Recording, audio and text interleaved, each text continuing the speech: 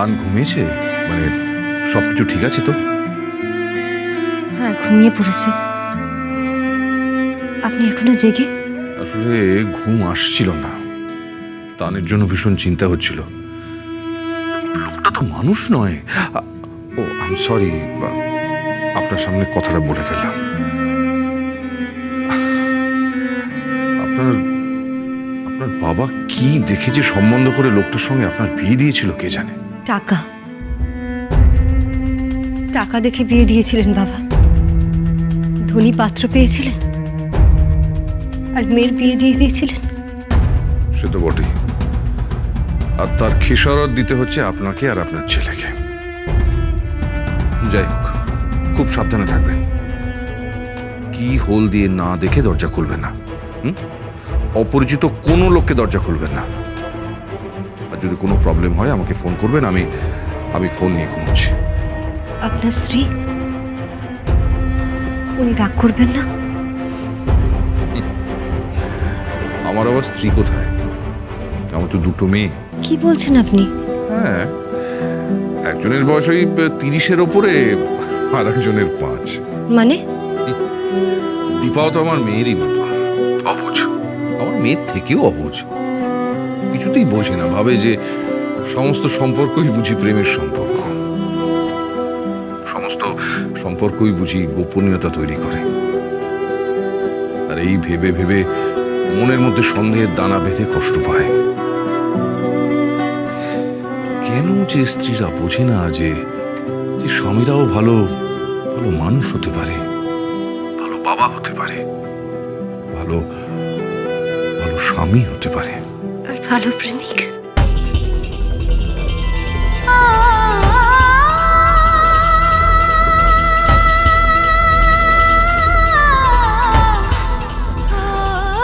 ও ওটা বাদ দিয়ে গেলাম বুঝি?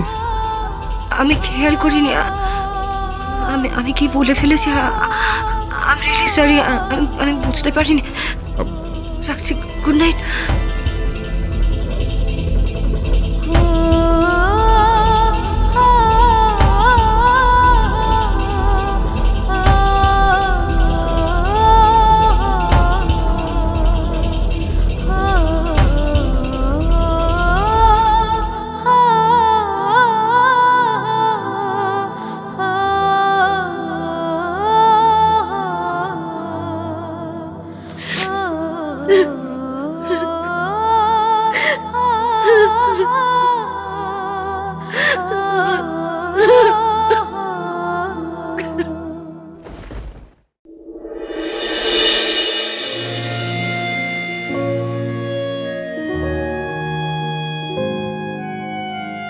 দাদা, এই দাদা,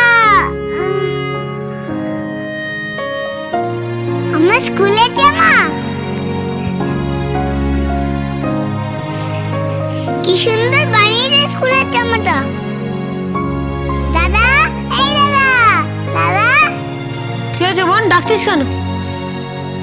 দাদা, কি সুন্দর বানিয়েছিস রে আমার স্কুলের জামাটা। আমি তো সারা রাত্রি ধরে বানিয়েছি। দাঁড়া, তুই একবার পর তো দেখি তো কেমন লাগছে। না না না, হ্যাঁ এবার আমার বোন স্কুলের জামাটা পরবে। হ্যাঁ হ্যাঁ,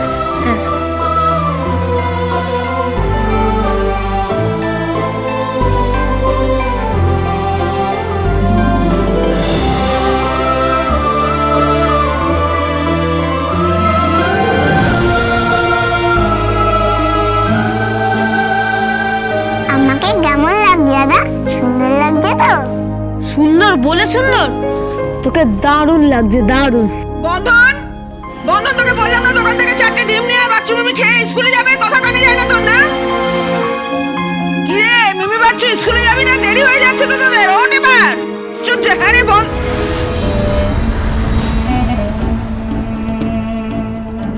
রাখির স্কুলের পোশাক কোত্থেকে পেলি তুই? চুরি করলি মিমি ছোটবেলাকার স্কুলের পোশাক? কই দেখি তো। না, আমি চুরি করি না। মিমির ছোটবেলাকার পোশাকও আমি নিইনি। তাহলে এটা পেলি কোত্থেকে? অনেক কষ্ট করে এই কাপড়টা আমি জোগাড় করেছি। সেটাই সেলাই করেছি। সারা রাত ধরে এই পোশাকটা আমি বানিয়েছি। যদিও পুরো সেলাইটা হয়নি, কিছু কিছু বাকি আছে। তুই তুই এই পোশাকটা নিজে বানালি? হ্যাঁ, বারে আমার বোন স্কুলে যাবে আর আমি ওর পোশাক বানিয়ে দেবো না? যেখানে বোনের জন্য রাখা পুরো টাকাটাই চুরি হয়ে গেল। আমাকে তো জোগাড় করতেই হবে।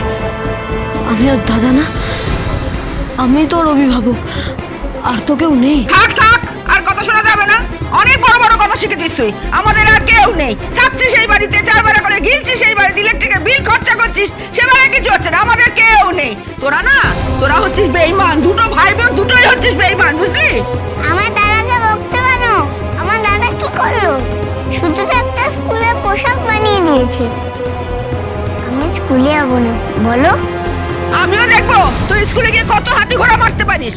উফ, স্কুলে যাবো করে মাথা খারাপ করে দিল আমার একেবারে। শয়তান মেয়ে কোথাকার। বন্ধন, তোর বোনের জন্য বই খাতা, তারপরে স্কুলের ব্যাগ, জলের বোতল এসব কেনা হয়ে গেছে? না, আমার কাছে কানাকড়িও নেই। তাহলে এগুলো কিনবি কি করে? বই খাতা কিনতে তো কিছু না 4-5 হাজার টাকা লাগবেই। কোথায় পাবি টাকা?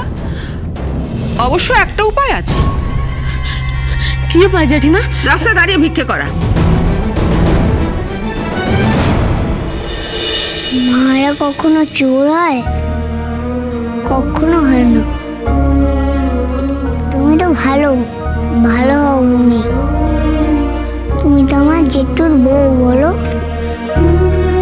আমাদের নয় সন্তান নয় ভাবলে মা তো তুমি, বলো?